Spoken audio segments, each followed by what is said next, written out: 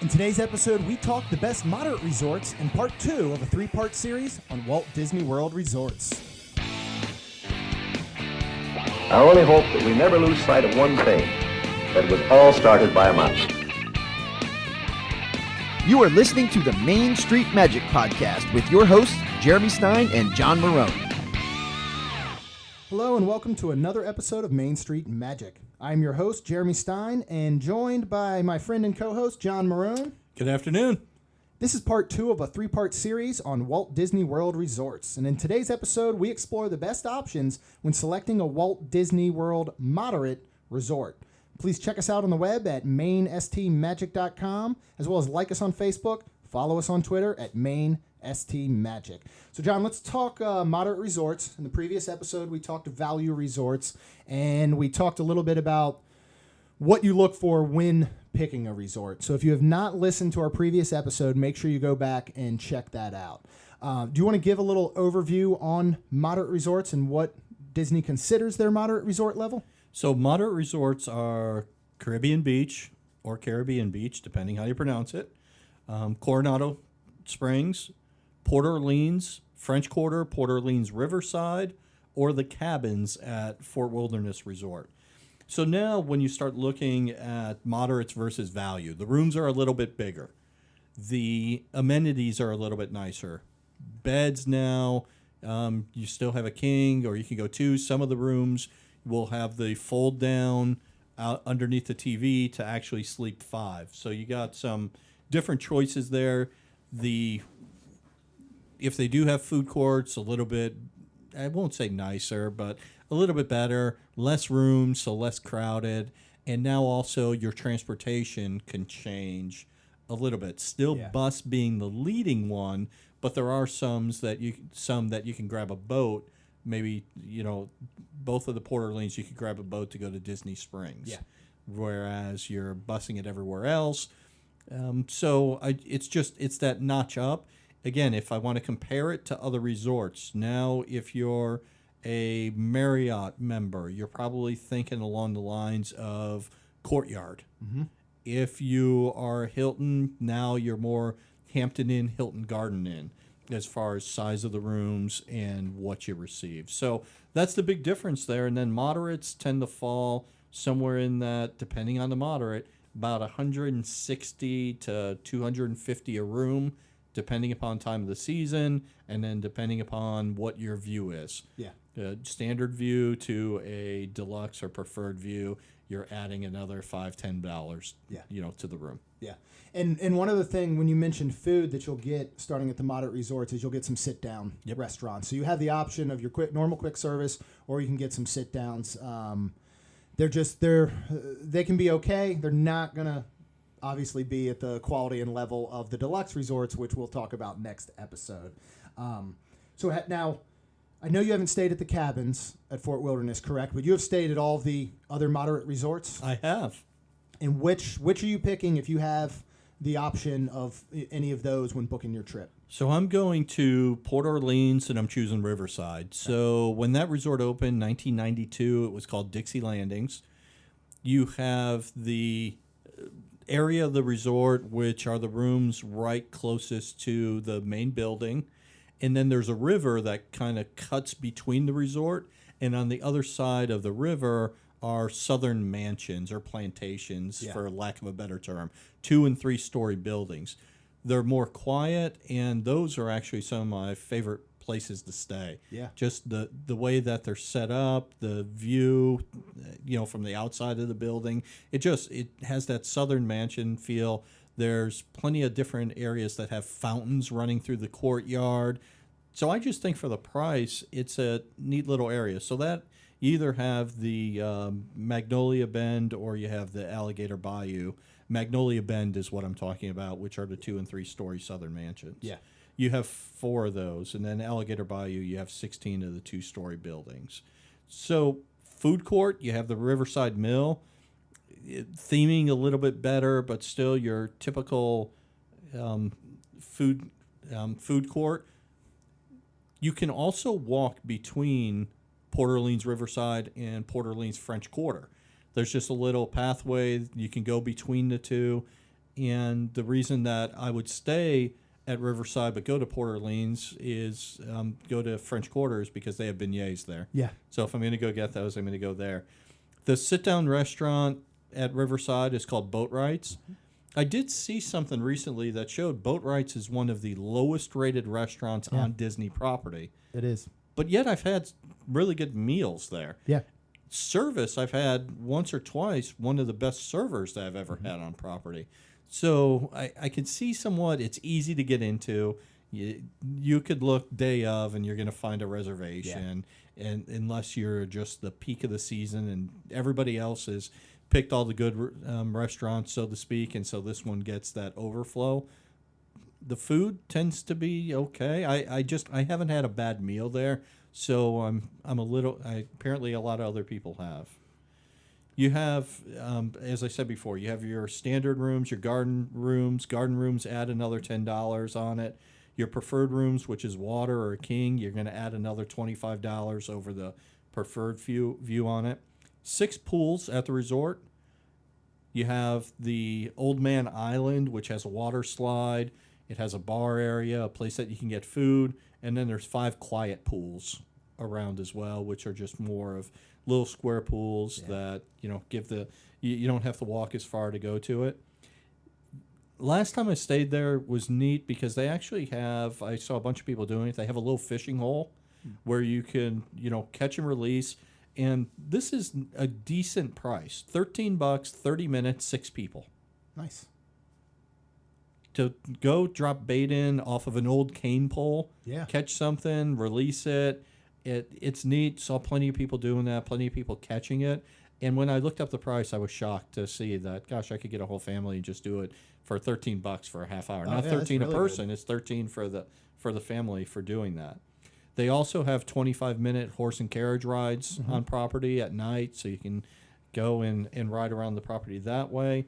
Your transportation, you have the bus, which 4 stops on property. So again, we bring this up for these larger resorts. Are you the first stop? Are you the 4th stop? Right? So it all depends where you are, but sometimes that 4th stop late at night, that it's painful with people getting off and on. Yeah. For that, if you want to get to Disney Springs, take a boat ride there. And that's a nice little boat ride that you go past this resort. You go past French Quarter. You go past Saratoga Springs. You open up out into the big lake. You can maybe see some of the cars from boat rides in the water, and then go walk around Disney Springs and get a good meal there. So if I'm picking and it's moderate, Port Orleans Riverside is going to be my first choice. Yeah, and one thing I do want to mention, because we stayed at Riverside, my wife and I, for our anniversary this past year. We stayed there 2 nights, and we had not been there. And as recently we found out at Old Key West in the elevator situation, I would recommend a bellhop at Riverside. All the 2-story buildings over there do not have elevators.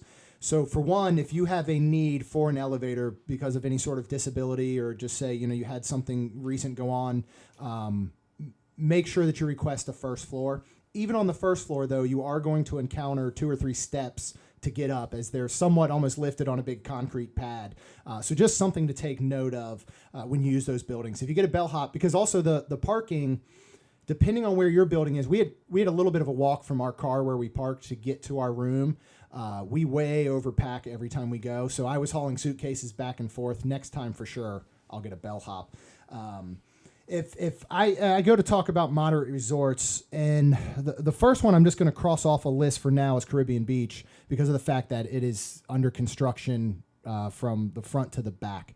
So if you're looking at booking Caribbean Beach over probably the next, it could still be, 6 to 12 months, just know that it is in dire straits right now, and everything is being under construction. So I think even they took down the quick service.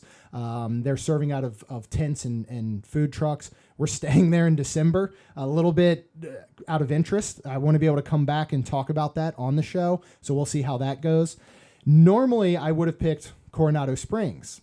I love Coronado Springs. I like the decor. I like the theming. We actually enjoyed the Maya Grill. I think it's another place that can get a bad rap, but we had a decent meal there, and I love the pool there.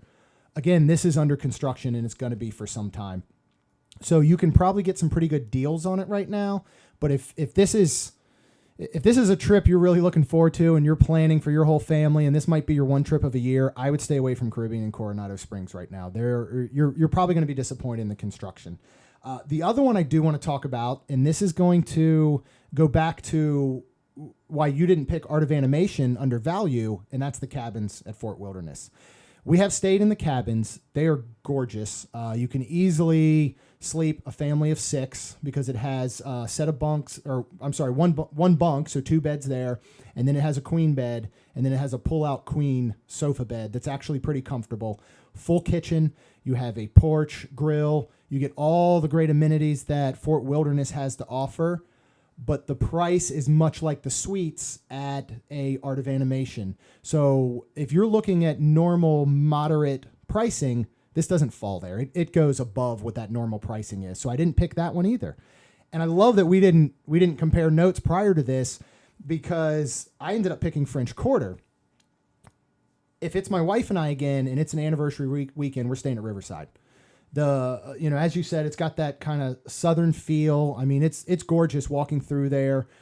French Quarter, I think, as far as having the family, it's bright, it's colorful, it has that French Quarter vibe without the urine smell, I guess. So that part is always a bonus.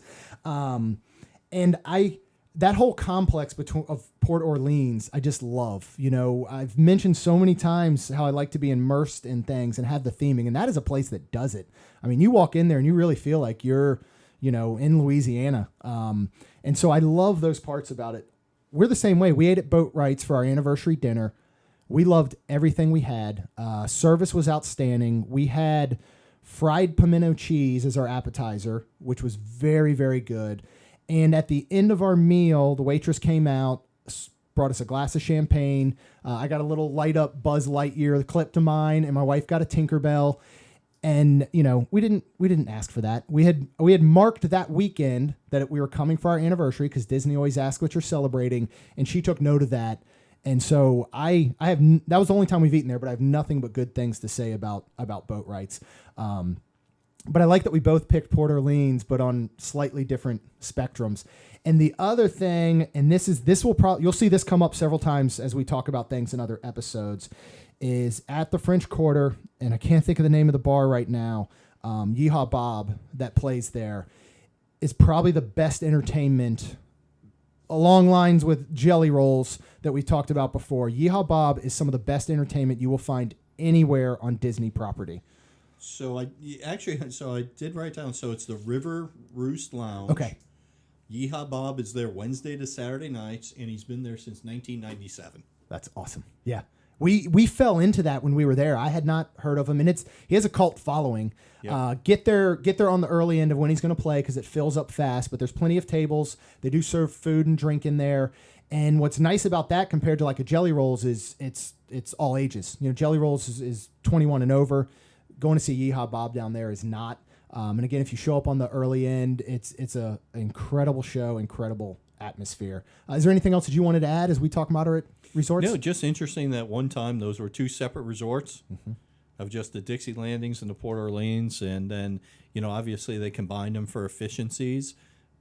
They're 2 different, right? It's French Quarter, New Orleans, Louisiana, and the bayous of Dixie Landings, which is now Riverside, kind of the bayous of Mississippi, or maybe parts of Louisiana. So, you definitely have that southern area, a lot of huge oak trees, mossy, a great place to walk around, campfires at night, they make s'mores, you got movies outside at night. So all the great, amenities, but, for moderate, it is nice. And as you said, it's that immersive nature. It's themed great.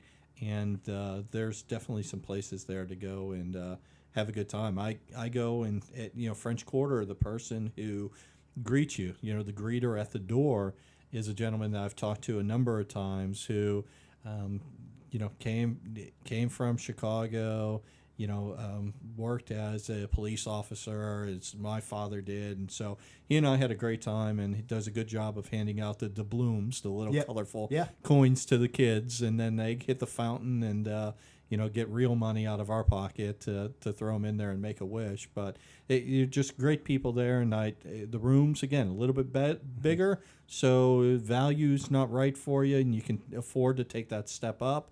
Definitely take a step up to a moderate. Yeah, and at some of the moderate resorts, and you can get bounce back rates, and you can get some of the discounts we've talked about, whether it be a fall rate or a summer rate, pass holder, Florida resident. So if you are staying currently on a Disney property and you have not yet checked out, there'll be an offer in your room printed to call a number, either that specific number from your cell or right from the in-room phone, again, while you're still checked in, and you can get some. I want to say it's about 20% to 25% on moderate resorts. You can often, get a discount on, and we have gotten at some of these moderate resorts on bounce back, and it makes them much more affordable than they are. And again, they're not priced that high anyway. So next episode, we are going to talk the deluxe resorts, and we'll round out talking about all these different resorts and hopefully have helped people pick the next time they go down to Disney. As always, we just ask that you go out to iTunes, leave us a rating and review, subscribe to the show. You can check us out on the web at mainstmagic.com, and you can find us on social media, Facebook and Twitter at mainstmagic. That's all for now, and we'll see you real soon.